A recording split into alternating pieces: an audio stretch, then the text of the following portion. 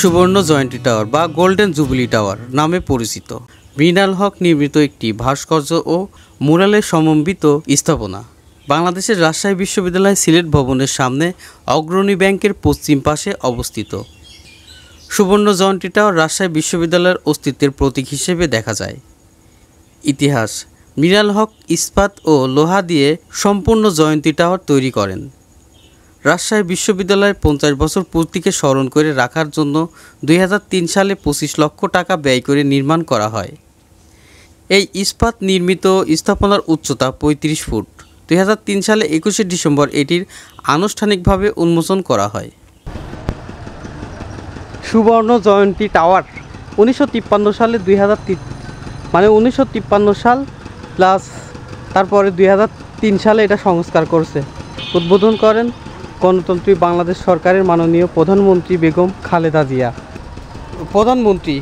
খালেদা জিয়া এইটা উদ্বোধন করেন। হ্যাঁ, এই মাত্রই আমি রাজশাহী বিশ্ববিদ্যালয়ে এসে পৌঁছালাম। খুবই ভালো লাগছে। আসলে প্রচুর পরিমাণে রোদের কারণেই একটু নিজেকে অস্থির লাগছে। শহীদ ডক্টর সৈয়দ মোহাম্মদ শামসুজ্জোহা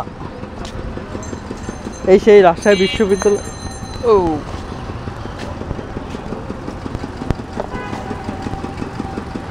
আপনারা দেখতে পাচ্ছেন শহীদ তাজউদ্দিন আহমেদের সিলেট ভবন। এটা বইয়ের পুরাকীর্তি আঁকাইছে। এটা কিন্তু ঠিক হইলে না, বুঝছাও? আমাক ফালা থুয়ে খাওয়া। এটি কুষ্টিয়ার কুলফি নাকি?